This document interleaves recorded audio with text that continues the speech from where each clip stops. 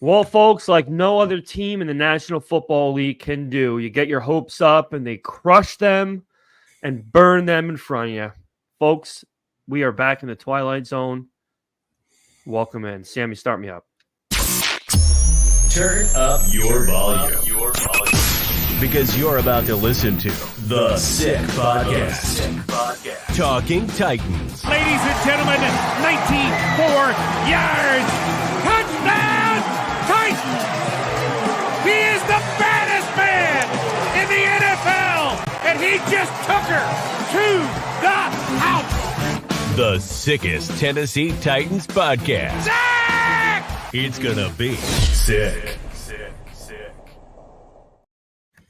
Welcome in, folks. Welcome to another edition of the Sick Podcast, Talking Titans. We are live, post-game wrap-up. I'm not even going to say anything. I'm going to let Jarett start. The floor is yours, my friend. Go ahead.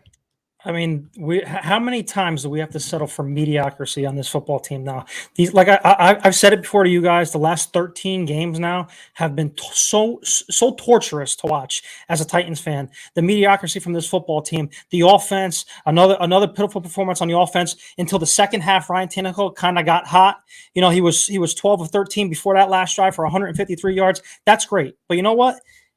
It needs to be consistent throughout the whole game. Find D-Hop in the first quarter. Step on their throats. We had 27 or 29 plays in their territory and came away with 3 field goals.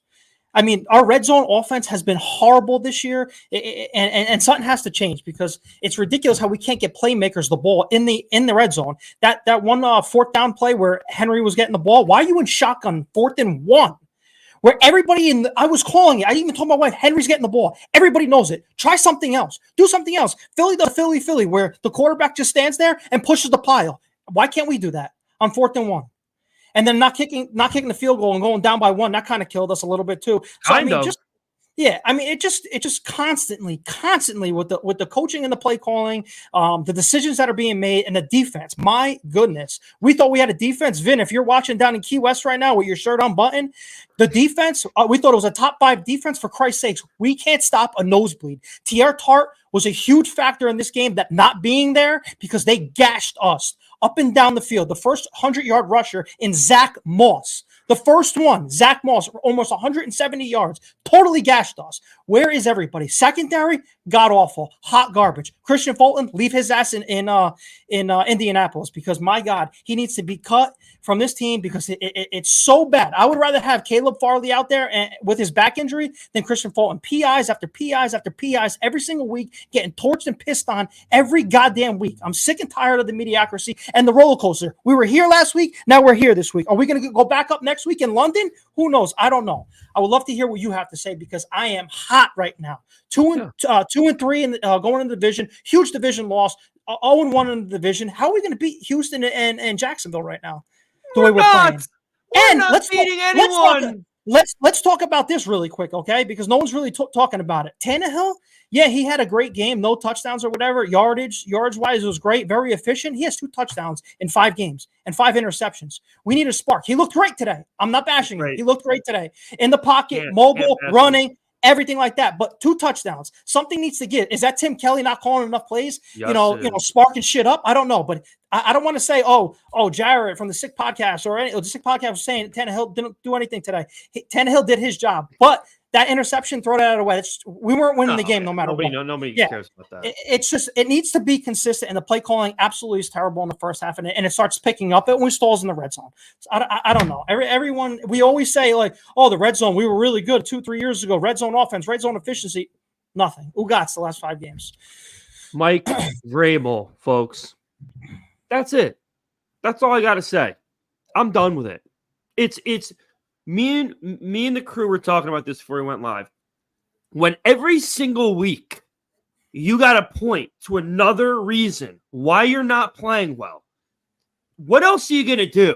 You got to point to the person in charge who, A, not getting their players motivated, B, allowing these unfathomably stupid calls, like the 4th and 2.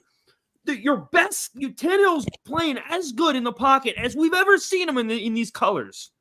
And you're going to give it to Derrick Henry up the middle Up the middle. When not for nothing, again, how many times am I going to say this? Derrick Henry's best runs as a pro football player are outside the hash marks. And we don't let him run outside the hash marks anymore. How are you going to use your stiff arm when you're running straight? You can't. The only reason you use your best assets, which are your arms, is running this way or this way. And we never give it to him outside the hash marks. We're doing fucking screen passes to him, not the other running back who is shiftier, faster, younger. We're doing screen passes to a guy who is not designed to catch fucking screen passes.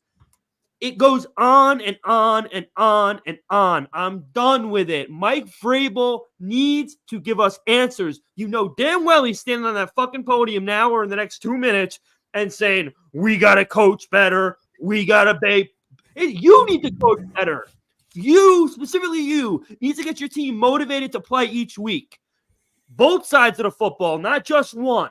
It's deplorable. Tim Kelly, he can go take a hike too. How much fucking talent does this fucking offense need to have? And we can't score more than 1 touchdown a game. You got arguably one of the best ball catchers in the history of the fucking sport on your team. And he's playing at his highest level, and you can't get him in the end zone. You can't figure a way to get him in the end zone and throw it to him in the end zone. No. I'm not buying it. I'm done. Chigakonkwo, we thought he was going to be a fucking Pro Bowler this year. We don't get him involved at all. Is it his fault? I don't know. It's so stale. The offense is so stale. It's torture. Literally, I told you guys, I was texting you guys midway through this game. I'd rather watch 5-year-olds, my 5-year-olds, hell, to carve pumpkins than watch them run an offense. Because, like I said, everybody in the stadium, in the world, everyone knew Derrick Henry was getting the ball on 4th and 2. Be creative. Maybe not give him the ball. Maybe push the pile forward. I don't know. But the play calling and the coaching, like you said, has been abysmal. And I don't want to call Vrabel out, but stuff needs to be said going forward. Why? Because why don't you want to call him out, Jarrett? 10 out of 12. Every week, it's more than that. It's more than First, it's fucking Tannehill. Then it's the defense. Then it's the offensive line. Then it's not getting Derrick Henry involved enough. It's always something. It's always something. And all these other teams figure it out. All these teams you're either a shit team or you're a really good team in this league. And somehow we always find our way to be in the middle. The only team in the league who can't figure it out, whether to be a shit team or be an excellent team. We always find our way on that fucking equator line in the National Football League. Even when we're the number 1 seed in the NFL, it doesn't matter. We know what we always are. We're always tiptoeing that line between being elite and being a fucking hot piece of garbage. And I'm just sick of it. I'm sick of it. Just tank. So we can get Caleb Williams. So we can get a guy who can single-handedly take over a game. Like, not to mention, Gardner Minshew did. Gardner Minshew came in the game and took it over. And this is no disrespect to Ryan Tannehill. He had an excellent game. And I'm happy he's going to be our quarterback going in London, believe it or not. But this guy stepped in, and he just started getting hit, making throws, light in the pocket. He's pumped up when he fucking gets a first down, gets his guys all pumped up. That's another thing, too. The only thing I'll say about Tannehill today, bad. Only thing. He doesn't get his guys amped. All he's doing is smiling and fucking get your team motivated. Jalen Hurts gets his team fucking pumped up. He yells at them on the sideline. Like, guys, as bad as the Denver is, at least Russell Wilson complains when his players aren't playing well. I just have verbal diarrhea now. Jared, you can elaborate on anything I just said. I'm just so angry, man. I'm so angry. Who isn't? Everyone, and if you're on Twitter, if you're on YouTube, if you're on Apple, if you're on anything, if you're a Titans fan, you're not upset about this, especially us going to Indy. We had a 5-game win streak over there. They haven't won in 7 games there. I mean, yeah, hell, they were motivated probably to say, hey, Tennessee's not coming in here and they're going to beat us in a division game. But you know what? Like, you're coming off of Bengals. We spanked the Bengals at home. Okay. Now you have to come into there and keep that momentum going. That's what we said before at the end of the podcast. How do we sustain this going through the rest of the season? Do we keep climbing up or do we tank, back down the offense? Ryan Tannehill threw for 264 today. D-Hop, the most, 8 catches, 11 targets for 140 yards. What a waste. How don't we capitalize on that? He was pissing all over their cornerbacks and safeties. How don't we get in the end zone? I can't wait until the grades come out for PFF later in this week because Christian Fulton, like I said, bad, garbage, horrible, terrible. But another one was bad. Al-Shaair, in the middle of the field. Not breaking down on tackles, up the middle. Zach Moss, constantly hitting the hole. We weren't tackling him at all. Obviously, Jonathan Taylor wasn't even a factor in this game, but we knew that his snap count wasn't going to be good. But it's the offense, man. It's the offense. We killed them in plays in opposing territory. We killed them. I saw the stat. It was 24. It had to be 31 by the end of the game, or 27. How don't we capitalize on that? No 16 points is not good in the NFL. No pressure. The last Where the fuck? 2.5 years. Where is Harold Landry? And how much a year is he making, Jarett? I forgot. I honestly forgot. How much a year? He has Roughly. To be making around 17, I think. Yeah. 17. 17. Even if it's 15. What the fuck? What the fuck? I don't want to hear about his fucking injury that happened over a year ago. It's game 5. Make an impact. He hasn't done a lick of anything important after the first week of this fucking season. Simmons, Autry, what happened in this defensive line that we said this is all part of it? And we wonder why we don't get any recognition. Because all we do, me included, bark, bark, bark, bark, cry, me included again. Bitch, cry, whine. And this is what happens. This is why roller coaster, nobody man. gives a fuck about the Titans. Nobody's worried about them. Everyone's praying to God we get into the playoffs. And wait, imagine if we see Miami, right? If Buffalo wins the division and we somehow sneak in at 8-9, which one won't happen, and we face the Dolphins at home. Playoffs. Playoffs. I'm just saying, let's just play devil's advocate here and say somehow we scrape in. Because the Texans are playing really well and the Jags, they could all take a shit.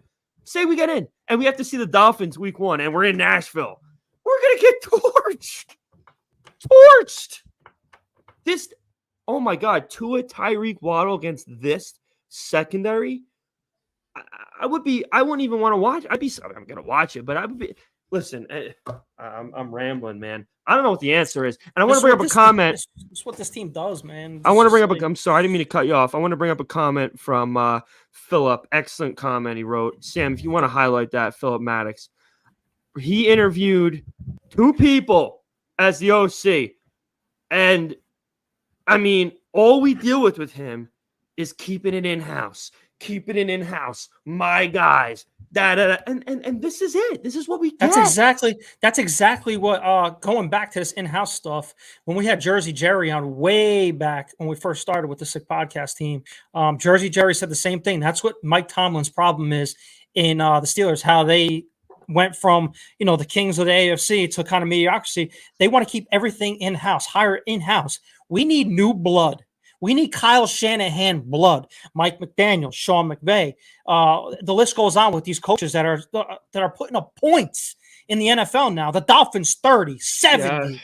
Yeah. The San Francisco 49ers keep scoring and scoring and scoring and scoring. We need new blood. Mike Tom's a Super Bowl champ, though. So, and he's got one of the best records of any coach ever. So, I mean, I'm not taking that away from him at all. I know. I know what you're saying. But, it's and somebody brought it up. We're gonna. I forgot we're playing the AFC, or we're not playing the AFC East, but we're playing the Dolphins this year. Yeah, I mean that's gonna be. We'll find out. But the bottom line is, there's the. Let me word it perfectly here because I'm rambling and mumbling. The excitement level for this season can't go below the 50% line now. There's no way around it. We could go to London next week, shut out the Ravens, and put up 34 points, And I'd still have no confidence as to what What? the Yeah, that's what I'm rest of talking year about. is It's the gonna be. roller coaster. How many times Yeah. are we going to ride this roller coaster? We want consistency. Who is to blame, Run, Jared? run 3-4. Run 3 or 4 wins in a row. Get us hyped a little bit.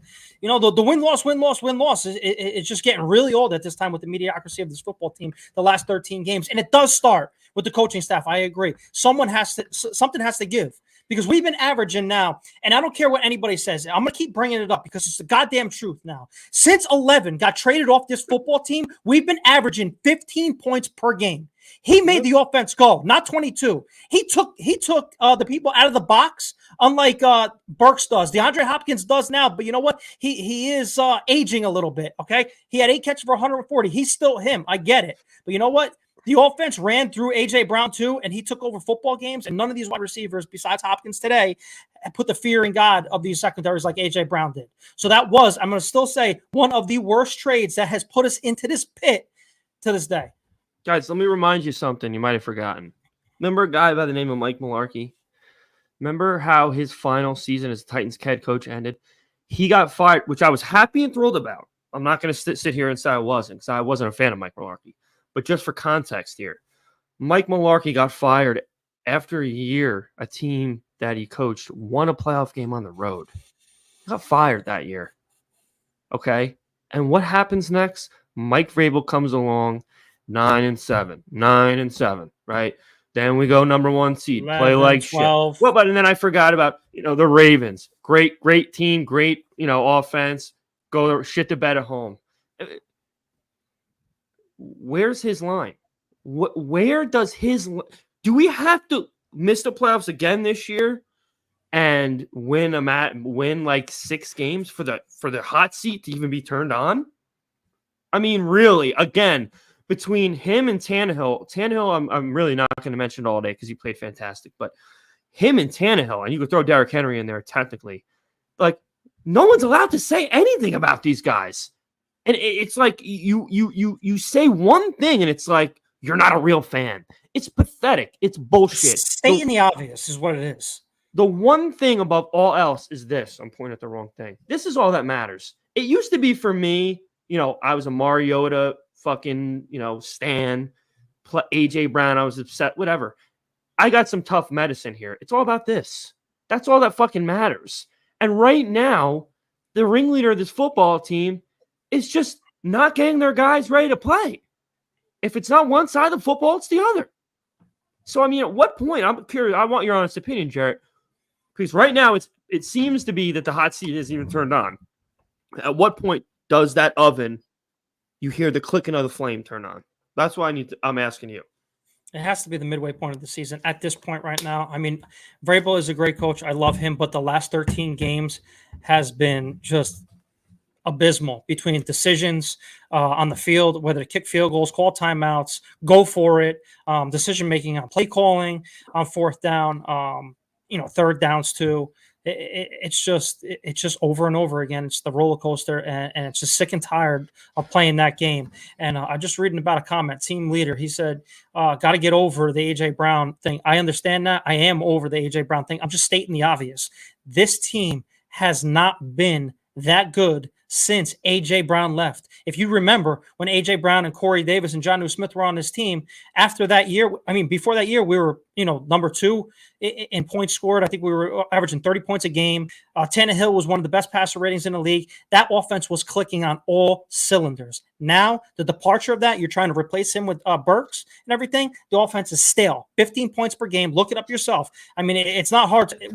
How many times? Count. Now, I want you to count on one hand. How many times have we scored 30 points since A.J. Brown's left?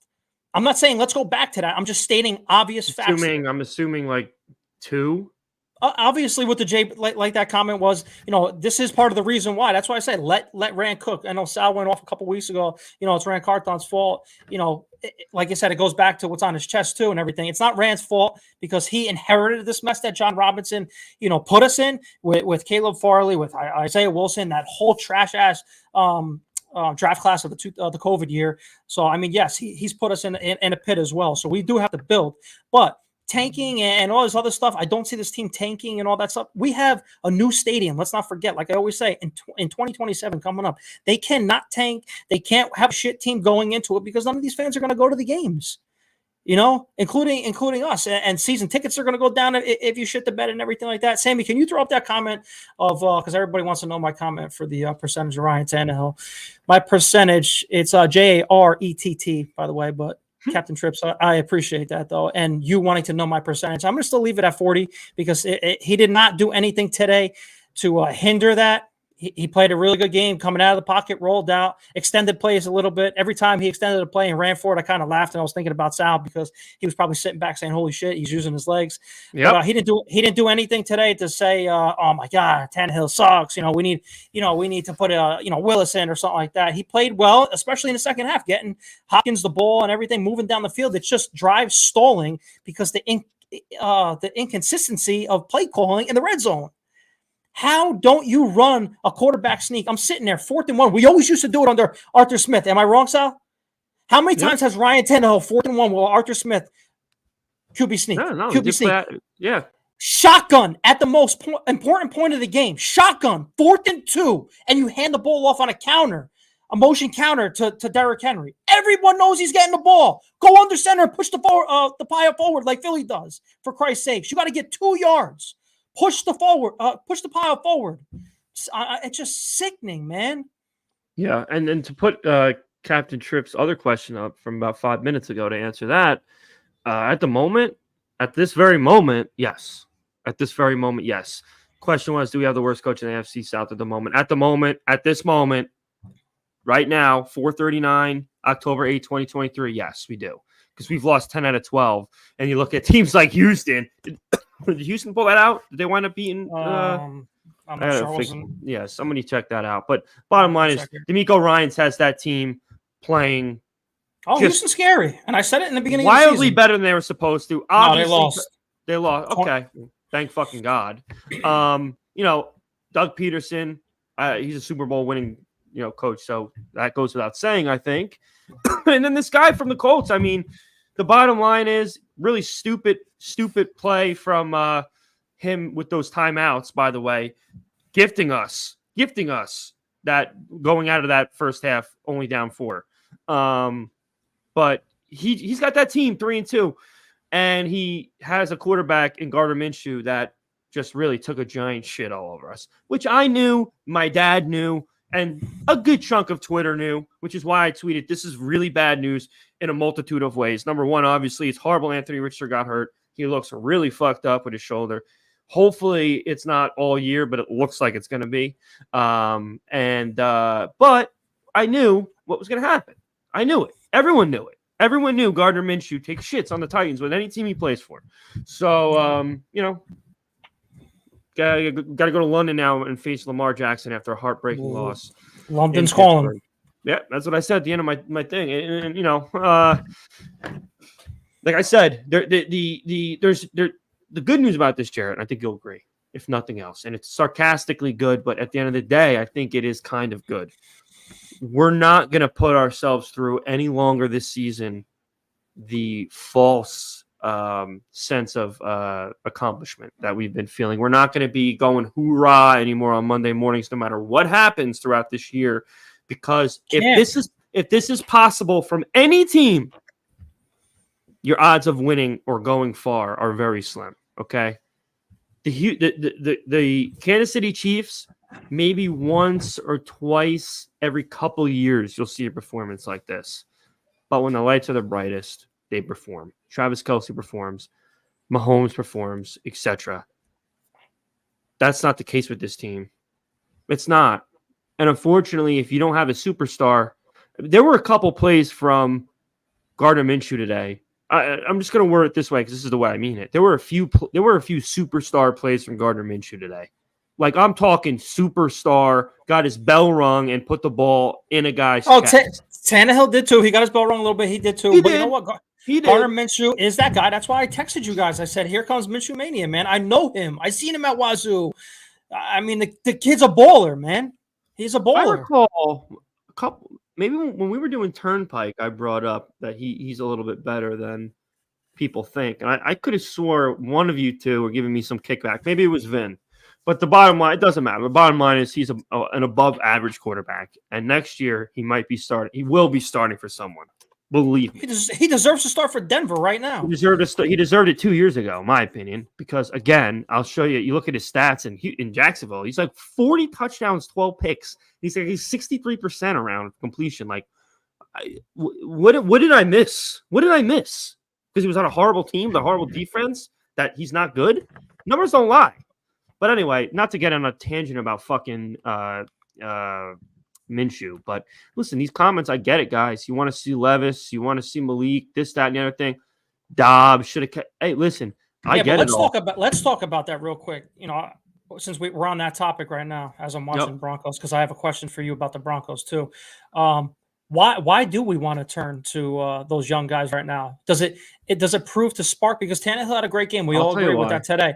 I know. That's why I want you to answer the question, and I'm going to iterate on it too. Mm-hmm. But why are we going to turn on that? Is it a spark? Is just that the playmaking ability for those guys? Do you think that is going to do something for us? I mean, Tannehill does have 2 touchdowns and 5 interceptions this year, but he was efficient today. They got down the field, but the drives are stalling in the red zone. Yeah. Yeah, so I mean, how do you fix the offense like that? Because we are moving the ball a little bit. Yeah, no, we are. But at the end of the day, I think this game kind of proved it. You need better than good sometimes to win the NFL. I think that's the perfect way to put it. Sometimes you need better than good to win in the NFL. Now, whether that be because of special teams blunders, whether that be because of poor defense, every once in a while you need your quarterback to do something spectacular to either extend a drive, put a ball in the end zone, or tie up your game. And this guy just doesn't have that ability. It appears, at least in year whatever he's in now. But that's probably why, and I can understand it, and I probably agree, to be completely honest. Playing devil's advocate, if Ryan Tannehill got the flu tomorrow and they threw Malik in there against Lamar, would I think our chances of winning are better? I don't know if I could confidently say yes, but I'll tell you what, I wouldn't be like running for the hills in terror because Malik Willis is the quarterback. I think it would force us to make a different offense around his skill set, hopefully still allowing him to throw once in a while. But there's no point in talking about that. I'm just saying I understand it. And that's why people are upset, Jarrett. It's because this quarterback did enough to win and was good.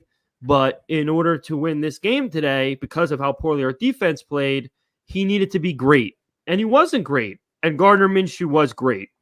And that's it. And that's the bottom line. He was great. And we lost. And our defense should be ashamed of themselves, as well as our head coach. And the defense should be ashamed of themselves the whole year now. 5 games in a row now. Yep. Because, like I said, it's a roller coaster. We're sick and tired of the roller coaster. It's consistency. And this secondary has been just pissed on and torched every single game. What do you think Tua is going to do to them? Fade. What do you think Lamar's going to do to them in a couple weeks? The only real option that we have possibly is to attack Desmond Ridder against the Falcons after the bye. But like all these other quarterbacks, man, that we're going to get, we have CJ Stroud coming up now. We have Bryce Young still coming up at the end of the season. I mean, he's not doing much, but I'm saying our secondary is getting torched. At what point do we start looking at the trade line like we did a couple of years ago to get Desmond King from the Los Angeles Chargers? At what point do we start looking at a trade or who's on the market to spice up the secondary? No. Because it looks really, really bad, especially with Fulton, man. Fulton looks like he's on ice skates back there. Fade, I got to tell you, because he just commented defense didn't do horribly, kept them a touchdown. That's just not true, man. They did horribly today. Okay, they gave up 429 yards. Yeah. Okay, they got gashed. They got gashed. 7 yards of play. I mean, that's horrible. Just because we were able to score 16, which we should have scored way more than that, and it was a touchdown at the end of the game. That doesn't change that the defense was the sole reason this team lost. You're giving up a 3rd and 16 pass interference. I mean, to put them at the 10-yard line, I don't think there should be any debate today. Defense was the sole purpose the sole reason we lost this game. People are saying Surtain. Yeah, I'll sign up for that in a heartbeat. Of course. But something's got to happen. But at the end of the day, like I just said, there's no more Monday morning jumping out of bed let's get this done. It's just going to be, I'm off the roller coaster now. Now I'm just watching it. I'm not on it anymore. I'm just watching it. That's the best way to describe it. I can't sit on this fucking roller coaster anymore. I'll watch everyone else go on it, and I'll cheer with them as they're screaming and yelling. I'll do everything with them, but I'm not getting in the car anymore because I'm tired of it. I'm tired of this shit. I'm done dealing with it. Okay? They ruin my week. They make me happy. They make me sad. I'm done. No, I'd And say what's going to be the piece to change it? What do you think? I don't know.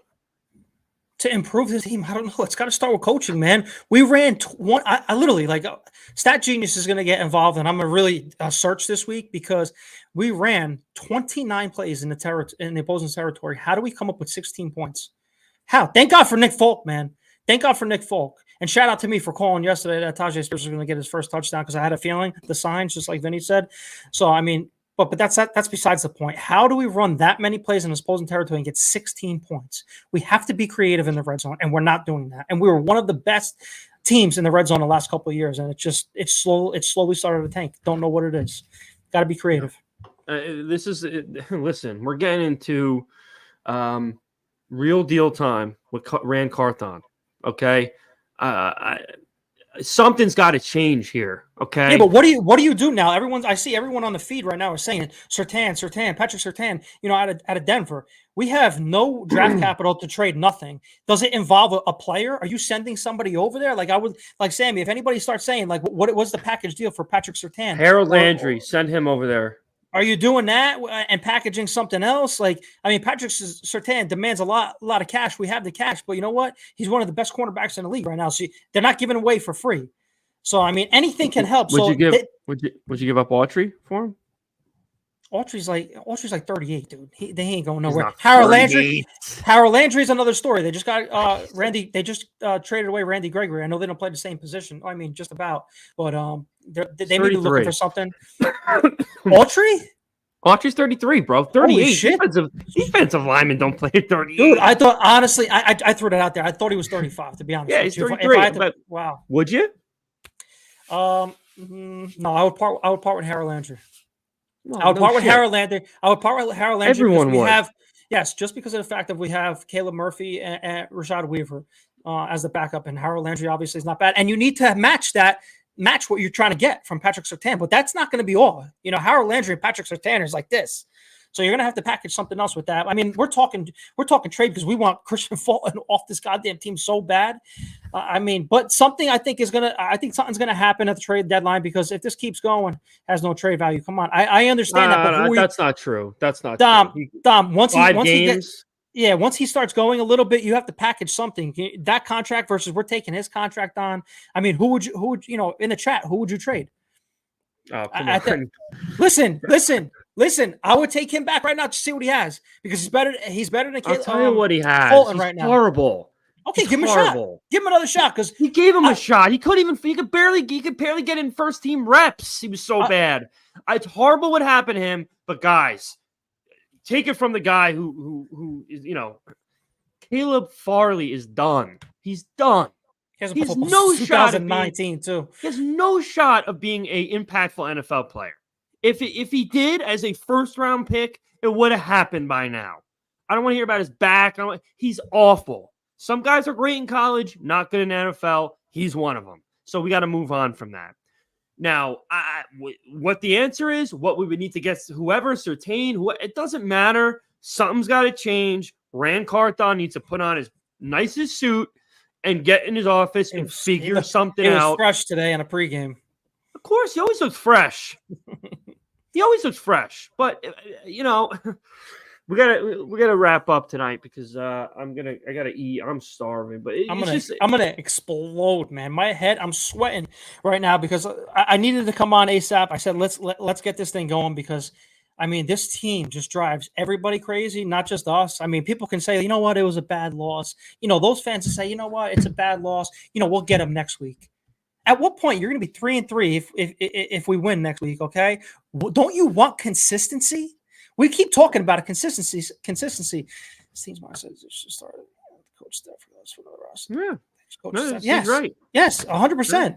And Yeah, it but like I starts with said, the head coach. yes, it's consistency is all we want. So when people say, "Oh, these guys, their opinions are horrible," or these guys' opinions are great, we're just stating facts now because it just starts with consistency. And the proven fact is that we get into the red zone, we stall on drives, we kick field goals. The other team goes right down the field, pisses on our cornerbacks, and they score touchdowns. So something's got to give. Shout out to me because I said at your house and I got torched for it. Right now, Nick Folk was the best move Carthon made in this offseason, and it's looking that way as far as free agents were concerned or veterans that he obtained. Because as Al Jair, Arden Key, do they have potential to make plays? Sure, but they're not raising my eyebrows after 5 weeks. Okay, we need players to take over the game. Yeah. And we got to give shout out to the offensive line today, too. We didn't talk about it at all. They did a stupendous job, I think. Really, really good job. Yeah, they had some clean pockets, very clean. No run, yeah. no running lanes, which is, just something you have to get used to now as Titan fans.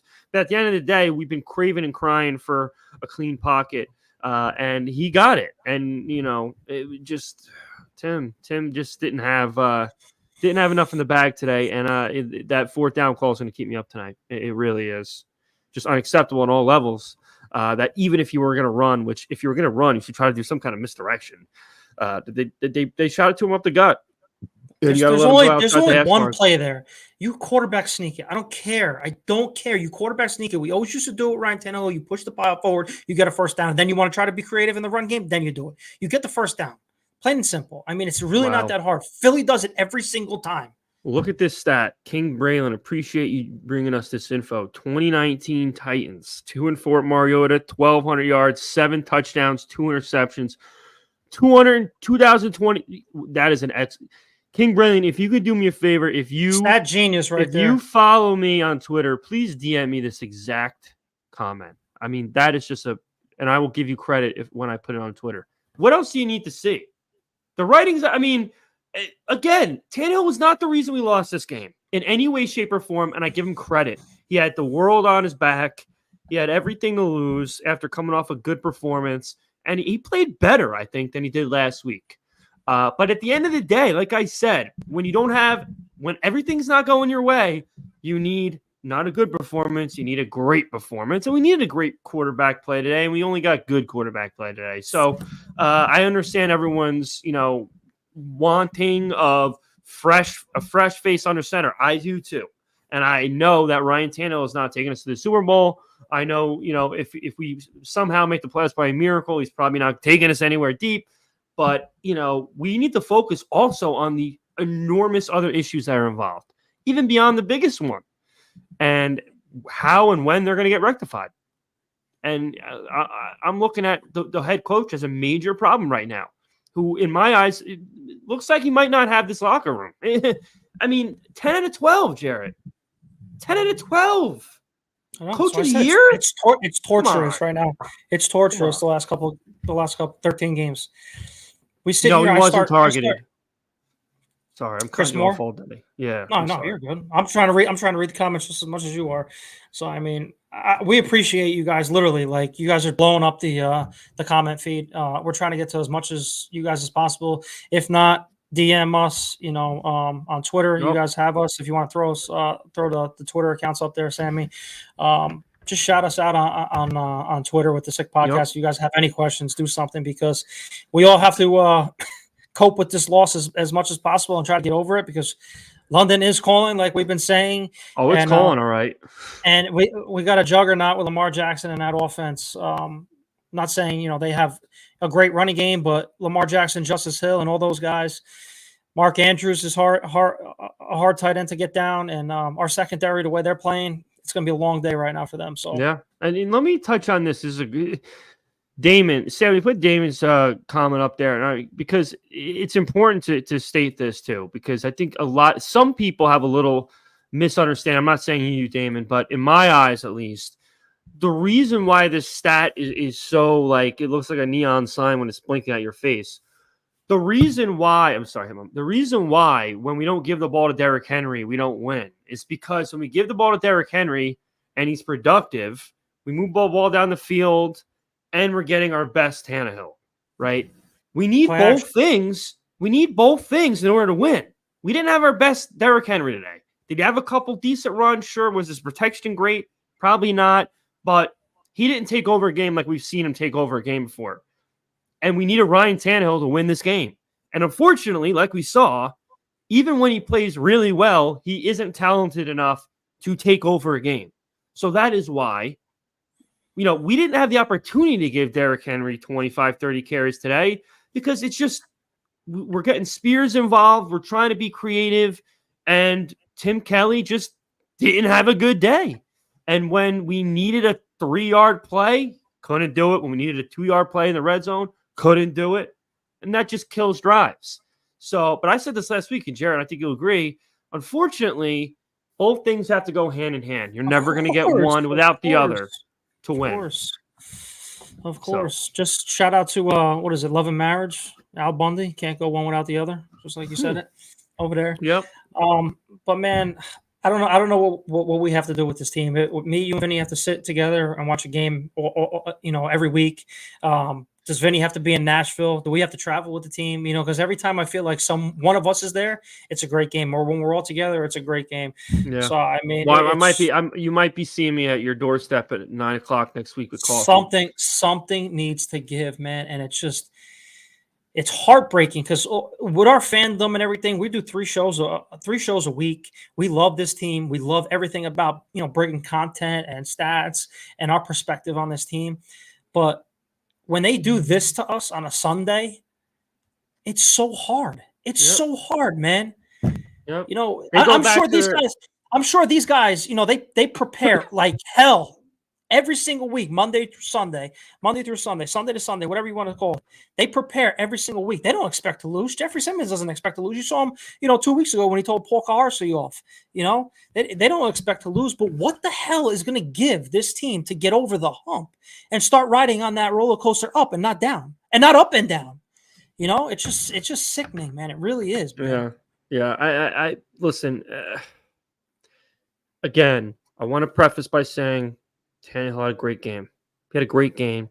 And I'm not faulting him at all for the reason that we lost. But at the end of the day, technically this still ties into the whole full circle problem that we're having. And that's if you want to win in this league, which it goes without saying, but especially now, if you want to win in this league, you got to have a really mobile quarterback with great pocket awareness. Look at all the top dogs in the league. They all have those two things in groves. And our guy doesn't have that.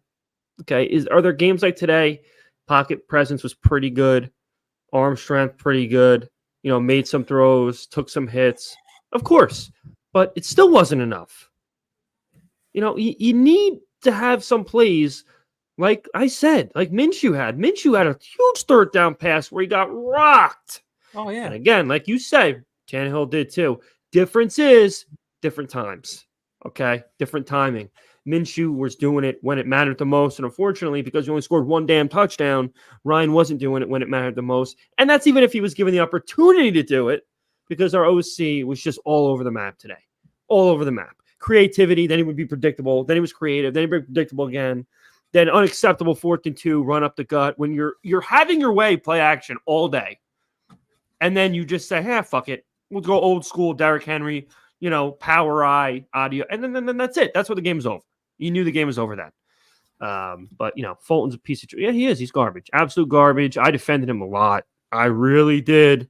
I defended him a lot. But whenever he's on the field, which isn't a lot, he's a liability right now, especially with the penalties. So I don't know how to get that. He has 4, I think, PIs. Bad. And 2nd in California was 2nd and 26 against the Browns, and it was 3rd and 16 today, and then there was another one last week against Jamar Chase. It's just like every week, dude. Every single week. I'm sick and tired of it. And that's another goddamn position that we put so much investment in. Oh, and Philip again brought a great point. So much investment in. So many high picks on these guys.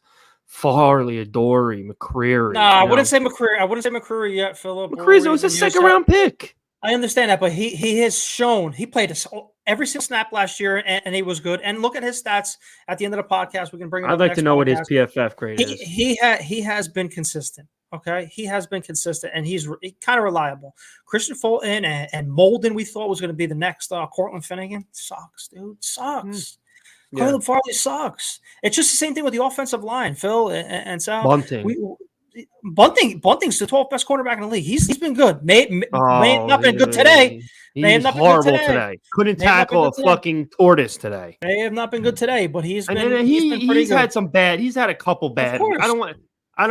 Dude. He's not someone you're depending on to get a stop. I'm sorry. I'm not saying that. I'm just saying he's not. Is he a liability? I don't think so. But it's just all around bad. It's all around bad. I think we should check out for today. I gotta.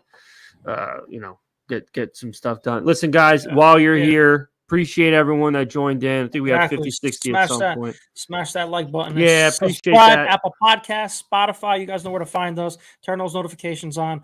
We're going to be back. We're recording on what, Tuesday? We're dropping Wednesday. Yep. Same thing. We're dropping on Friday too as well. I got some costumes I'm thinking about bringing to Tuesday's show and Friday's show just to keep it, keep the morale of the podcast up. I got two different ones for the Stat Genius, and I got something else spiced up. Does it involve a noose? Does it include a noose or no? It should, because I may jump off.